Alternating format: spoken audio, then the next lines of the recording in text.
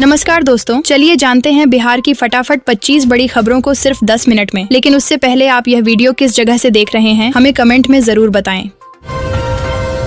बिहार में बनेंगे 5 और नए एयरपोर्ट, हर एक 100 से 200 किलोमीटर पर होगी एयर कनेक्टिविटी। दोस्तों, बिहार में वर्ष 2025 के जुलाई अगस्त तक पूर्णिया में नया एयरपोर्ट बनकर तैयार हो जाएगा। इससे पूर्वी बिहार के लोगों की कनेक्टिविटी मिलेगी। बता दें कि पूर्णिया एयरपोर्ट का टेंडर हो चुका है। इसके अलावा भारत नेपाल सीमा पर रक्सौल एयरपोर्ट का निर्माण किया जा रहा है। यह 2 देशों की सीमा से सटे होने के कारण महत्वपूर्ण एयरपोर्ट है। गया स्टेशन में 45 दिन का ब्लॉक, रेलवे ने कैंसिल कर दी 17 ट्रेनें। दोस्तों, भारतीय रेलवे के तहत बिहार के गया रेलवे स्टेशन को लेकर बड़ा अपडेट सामने आया है, जिसके मुताबिक गया जंक्शन अगले 45 दिनों तक के लिए बंद रहेगा। इसके चलते 17 ट्रेनों को कैंसिल किया गया है और कई ट्रेनों के रूट भी बदले गए हैं। जानकारी के मुताबिक गया रेलवे स्टेशन गया जंक्शन के प्लेटफॉर्म नंबर 6 और 7 पर आज से 7 जनवरी तक यानी करीब 45 दिनों तक ब्लॉक रहेंगे। इस जिले में हजारों लोगों को मिलेगी आवास योजना की पहली किस्त, अकाउंट में आएंगे 40,000 रुपए। दोस्तों, प्रधानमंत्री आवास योजना के तहत गोपालगंज जिले के 14 प्रखंडों में 59,155 लोगों को आवास उपलब्ध कराया जाएगा। योजना के तहत प्रत्येक लाभुक को 3 किस्त में 1.2 लाख की राशि मिलेगी। अब तक 1479 लोगों को पहली किस्त की राशि दी जा चुकी है। कुचायकोट प्रखंड में सबसे अधिक 231 लाभार्थियों को पहली किस्त मिली है। बिहार को सीएम नीतीश कुमार ने दी 8,837 करोड़ की सौगात। एक साथ शुरू हुआ 6,199 सड़क योजनाओं पर काम। दोस्तों, बिहार के मुख्यमंत्री नीतीश कुमार हाई स्पीड के साथ राज्य में विकास कार्यों की शुरुआत कर रहे हैं। अपने इसी उद्देश्य के तहत सीएम नीतीश कुमार ने बीते दिन ग्रामीण कार्य विभाग के 8,837 करोड़ रुपए के 6,199 योजनाओं का कार्यारंभ और उद्घाटन किया। उन्होंने इस नेक काम को अणे मार्ग पर स्थित संकल्प में रिमोट के जरिए किया है। बिहार में जमीन सर्वे के बीच राजस्व विभाग में बड़ी कार्रवाई, 12 सीओ निलंबित। दोस्तों, बिहार में हो रहे जमीन सर्वे के बीच राजस्व विभाग ने कड़ी कार्रवाई की है। लापरवाही करने वाले अधिकारियों पर विभाग का एक्शन देखने को मिला है। राजस्व एवं भूमि सुधार विभाग ने बड़ा एक्शन लेते हुए भ्रष्टाचार में लिप्त 12 सीओ को निलंबित कर दिया है। इसके साथ ही नाकाबिल 189 सीओ के वेतन को रोक दिया है। 8वीं कक्षा के स्टूडेंट्स को मिलेगी 48,000 रुपए की छात्रवृत्ति। 10 दिसंबर तक भरें फॉर्म। दोस्तों, माध्यमिक शिक्षा निदेशालय ने national means cum merit scholarship योजना के तहत एक नई अधिसूचना जारी की है, जिसमें 8वीं कक्षा के छात्रों को उनके उज्जवल भविष्य के लिए 4 साल में कुल 48,000 रुपए की छात्रवृत्ति प्रदान की जाएगी। इस योजना का मुख्य उद्देश्य आर्थिक रूप से कमजोर लेकिन प्रतिभाशाली छात्रों को शिक्षा जारी रखने में मदद करना है। बता दें कि आवेदन फॉर्म भरने की अंतिम तिथि 10 दिसंबर है।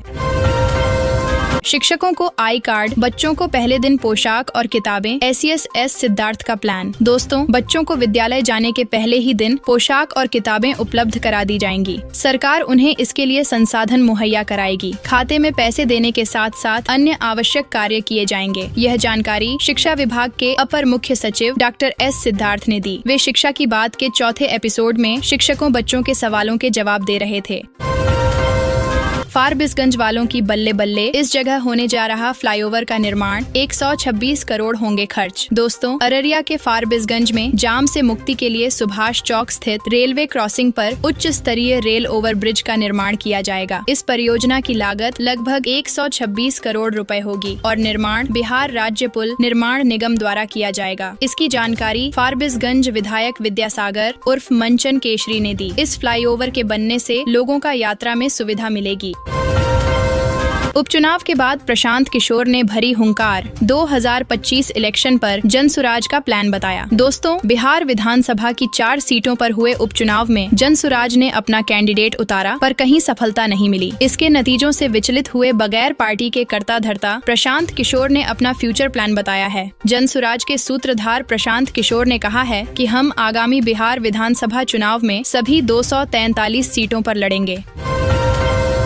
बिहार के इस जिले में 2 लेन की सड़क को 4 लेन बनाने का निर्देश जारी, जाम की समस्या होगी दूर। दोस्तों, बेहटा चौक के पास ट्रैफिक जाम की समस्या दूर होगी। गुरुवार को बेहटा चौक के आसपास क्षेत्र का निरीक्षण मुख्य सचिव अमृतलाल मीणा ने किया। उन्हें जाम की समस्या को दूर करने के लिए बेहटा से परेब तक 2 लेन की सड़क को 4 लेन बनाने का आदेश मिला। मुख्य सचिव ने एजेंसी से सड़क को 12 से 24 हफ्तों में बनाने को कहा है।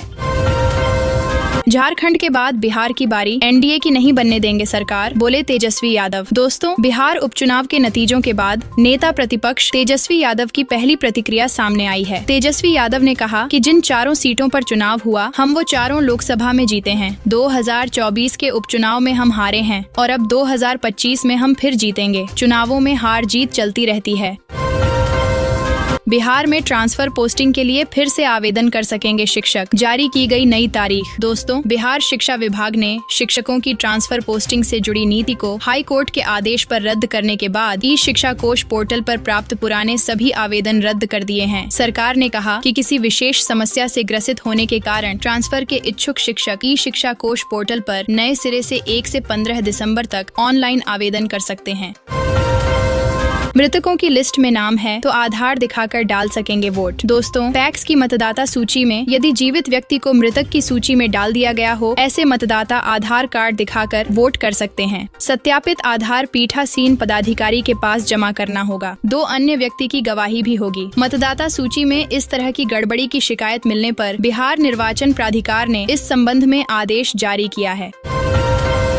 10% वोट को 40% तक ले जाना है, जनसुराज का टारगेट फिक्स। बिहार उपचुनाव के नतीजों पर बोले प्रशांत किशोर। दोस्तों, बिहार उपचुनाव के नतीजों के बाद जनसुराज पार्टी के संस्थापक प्रशांत किशोर की पहली प्रतिक्रिया सामने आई है। उन्होंने प्रेस कॉन्फ्रेंस करते हुए कहा कि हमारी पार्टी ने पहला चुनाव लड़ा है और 10% वोट पाने में सफल रही है। अब हमारा लक्ष्य वोट परसेंटेज को 40% तक ले जाना है। नतीजा कैसा भी रहा हो, लेकिन हमारा प्रयास जारी रहेगा।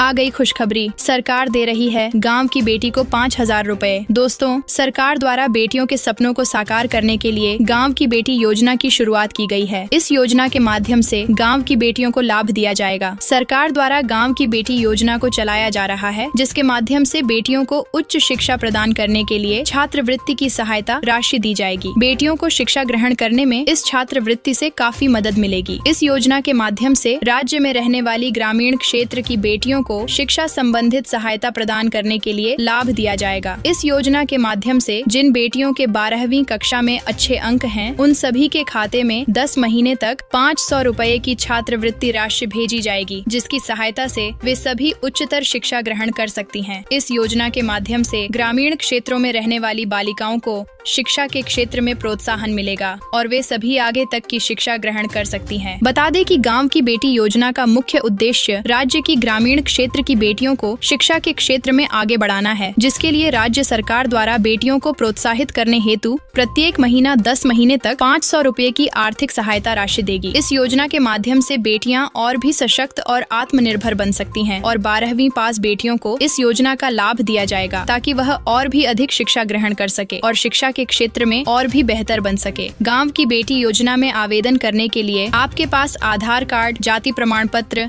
निवास प्रमाण पत्र, कक्षा 10वीं के marksheet, college ID, email ID, mobile number, खुद का फोटो, बैंक खाता पासबुक, पैन कार्ड होना चाहिए। अगर आपके पास ये सब है तो आप आवेदन कर सकते हैं।